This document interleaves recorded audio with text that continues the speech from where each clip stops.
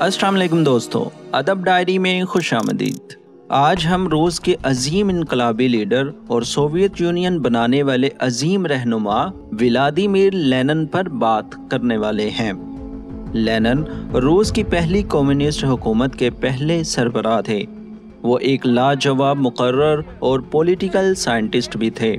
Linen 10 April 1870 کو روس کے قصبے سمبرسک میں پیدا ہوئے۔ ان کے والد مقامی اسکول میں انسپیکٹر تھے اور رشین آرتھوڈوکس چرچ کے پرجوش رکن ہونے کے باعث شدید مذہبی رجحان رکھتے تھے۔ لینن اپنے بڑے بھائی الیگزینڈر کے خیالات سے بہت متاثر تھے، جنہوں نے لینن کو کارل مارکس کے نظریات سے متعارف کروایا۔ 1887 میں لینن کے بھائی کو زار بادشاہ الیگزینڈر سوم کو قتل کرنے کا منصوبہ بنانے کے الزام میں پھانسی دے دی گئی۔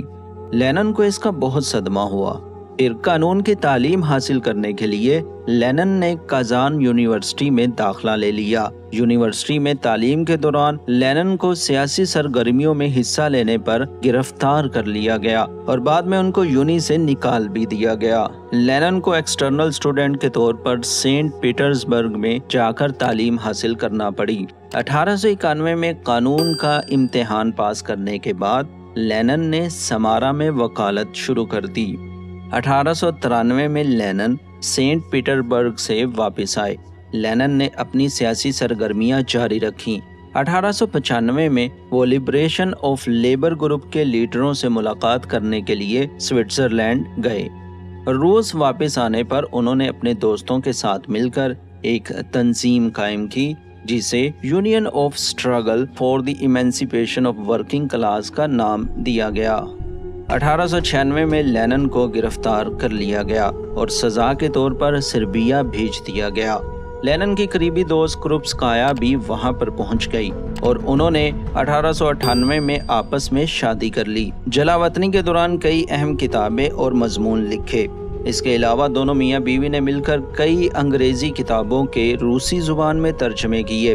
جلاوطنی ختم کرنے کے بعد 1900 میں لینن نے روس اور یورپ کے مختلف شہروں کا دورہ کیا، لیکن رہائش سوئٹزرلینڈ میں کی، جہاں وہ جنیوا یونیورسٹی میں بطور لیکچرار مقرر ہوئے۔ یہاں لینن نے ایک اخبار اسپارک بھی شائع کرنا شروع کیا، جس میں انہوں نے روس سے بادشاہت کے خاتمے کے لیے ایک منظم سیاسی پارٹی کے قیام پر زور دیا۔ 1905 میں لینن روس واپس آ گئے تاکہ 1905 کے روسی انقلاب کو سپورٹ کر سکیں۔ 1906 میں وہ رشین سوشل ڈیموکریٹک پارٹی کے صدر منتخب ہوئے، لیکن نومبر کے انقلاب کی ناکامی کے بعد ایک دفعہ پھر جلاوطنی اختیار کرنا پڑی۔ پھر 1917 کے انقلاب تک یورپ میں مقیم رہے۔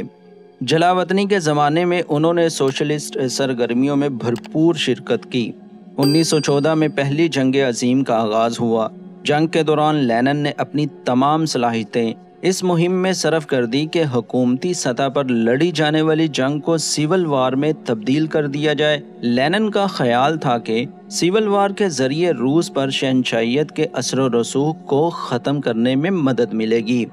جنگ عظیم اول میں روسی فوج کسی بہترین کارکردگی کا مظاہرہ نہ کر سکی۔ بالآخر روسی شہنشاہ نکولس دوم نے روسی فوج کی کمان خود سنبھالی، مگر شکست پھر بھی ہوئی، جس کے باعث 1917 تک حکومت کی عوام میں مقبولیت ختم ہو چکی تھی۔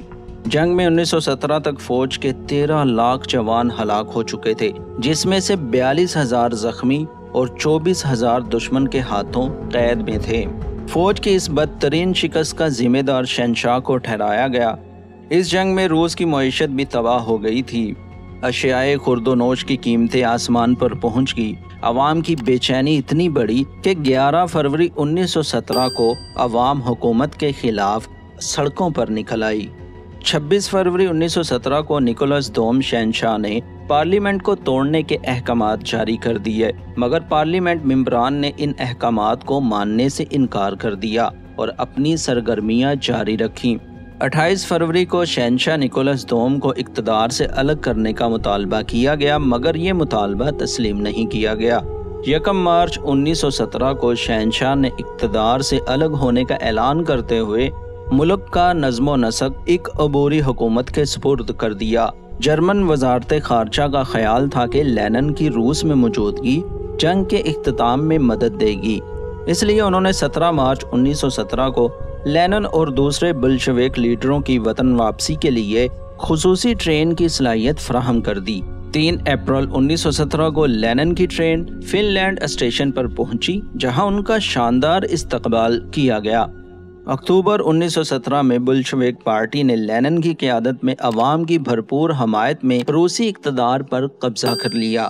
ولادیمیر لینن نئی سوویت اسٹیٹ کے سربراہ بنے۔ لینن نے ایک انقلابی کونسل قائم کی اور بلشوک پارٹی کو کمیونسٹ پارٹی کا نام دے دیا۔ 26 اکتوبر 1917 کو آل رشین کانگریس آف سوویت کا اجلاس منعقد ہوا، جس میں تمام اختیارات سوویت انقلابی کونسل کو سونپے گئے۔ لینن کونسل کے چیئرمین منتخب کر لیے گئے، جبکہ لینن کے اہم رفقا کو وزارتی ذمہ داریاں سونپی گئیں۔ لینن نے انقلابی کونسل کے چیئرمین کی حیثیت سے سوویت یونین کے اندر ہر قسم کی نجی جائیداد پر پابندی عائد کر دی اور زمینوں کو سرکاری تحویل میں لے کر کسانوں میں تقسیم کرنا شروع کر دیا۔ تمام بینکوں کو قومی تحویل میں لے لیا گیا۔ تمام فیکٹریوں اور کارخانوں کا کنٹرول کارکنوں کے ہاتھوں میں دے دیا گیا۔ آئین ساز اسمبلی کو برطرف کر دیا گیا اور تمام سیاسی جماعتوں پر پابندی عائد کر دی گئی۔ تمام سیاسی لیڈروں کو گرفتار کر کے جیل بھیج دیا گیا۔ لینن نے فوج کی نقل و حرکت پر پابندی عائد کر دی۔ جرمنی کے ساتھ امن معاہدے کا منصوبہ بنایا گیا۔ لینن کی خواہش تھی کہ سوویت یونین کے زیر اثر علاقے کھوئے بغیر مخالفین امن معاہدہ کر لیں، مگر ایسا ممکن نہ ہو سکا۔ 3 مارچ 1918 کو اس حکومت کو معاہدے پر دستخط کرنا پڑے، جس کے نتیجے میں روس کو یوکرین، فن لینڈ، پولینڈ اور ہولٹک صوبوں سے ہاتھ دھونا پڑا۔ لینن کے اس اقدام سے پورے روس میں مایوسی اور بے چینی پھیل گئی اور لینن حکومت کے خلاف مظاہرے شروع ہو گئے۔ فوجی جنرل نے حکومت کی مزاحمت کے لیے رضاکار فوج کے قیام کا اعلان کر دیا، جس نے بعد ازاں سفید فام فوج کا نام اختیار کر لیا۔ سفید فام فوج میں دیکھتے ہی دیکھتے ہزاروں لوگ شامل ہو گئے۔ اس سے ملک میں سول وار شروع ہو گئی۔ 30 اگست 1917 کو ایک خاتون ڈورا کپتان نے لینن پر قاتلانہ حملہ کیا، جس کے نتیجے میں لینن کے جسم میں 2 گولیاں پیوست ہو گئیں۔ لینن کی جان تو بچ گئی، لیکن ان کی صحت روز بروز گرنے لگی۔ لینن نے فیصلہ کیا کہ کمیونسٹ پارٹی کا کنٹرول کرنے کے لیے اپنے ساتھ کسی اور اہم عہدیدار کو رکھنا چاہیے۔ اس فیصلے کی روشنی میں اپریل 1922 میں لینن نے کمیونسٹ پارٹی کے لیے ایک جنرل سیکرٹری نیا عہدہ متعارف کروایا اور جوزف اسٹالن کو سیکرٹری جنرل مقرر کر دیا۔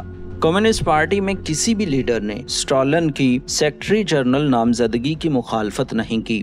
سیکرٹری جنرل بن جانے کے بعد اسٹالن بہت طاقتور ہو گئے۔ جب لینن بیماری کے باعث لاغر ہو گئے تو اسٹالن نے اپنی طاقت کا بھرپور مظاہرہ کیا اور پارٹی اور حکومت کے تمام اختیارات اپنے ہاتھ میں لے لیے۔ آنے والے دنوں میں لینن کو یہ محسوس ہوا کہ اسٹالن کہیں ضرورت سے زیادہ طاقتور نہ بن جائے، لیکن اس وقت بہت دیر ہو چکی تھی۔ اکتوبر 1922 میں اسٹالن نے بیرونی تجارت کے معاملے میں لینن کی مخالفت کی، اور جب کمیونسٹ پارٹی کی سینٹرل کمیٹی میں یہ معاملہ زیر بحث آیا تو لینن کی بجائے اسٹالن کے موقف کو پارٹی ممبران کی طرف سے زیادہ حمایت حاصل ہوئی۔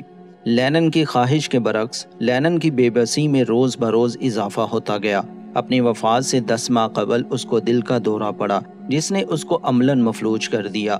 وہ بولنے اور لکھنے کے قابل نہ رہا۔ اقتدار میں اس کا عمل دخل ختم ہو گیا۔ تمام تر طاقت اسٹالن کے ہاتھ میں چلی گئی۔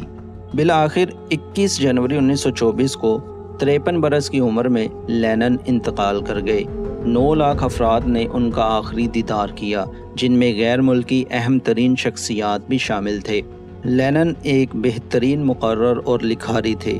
ان کی شخصیت اور تحریروں نے دنیا بھر میں لاکھوں دلوں اور ذہنوں میں اپنی جگہ بنائی۔ ان کی تحریروں کا دنیا بھر میں ترجمہ ہوا۔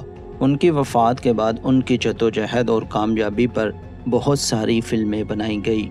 سوویت حکومت نے نوبل انعام کے مقابلے میں اپنا بیش بہا قیمتی لینن پرائز کا اجرا کیا اور پاکستان کے عظیم شاعر فیض احمد فیض کو یہ پرائز 1962 میں ملا۔ تو دوستو اس ویڈیو میں بس اتنا ہی. میں امید کرتا ہوں کہ آپ کو یہ ویڈیو پسند آئی ہوگی. اگر آپ کو یہ ویڈیو پسند آئی اور آپ چاہتے ہیں کہ میں اس طرح کی ویڈیوز آپ کے لیے لاتا رہوں تو پلیز لائک، کمنٹ اور شیئر کریں. اور اگر آپ نے میرا چینل سبسکرائب نہیں کیا تو وہ بھی کر دیں. شکریہ. اللہ حافظ.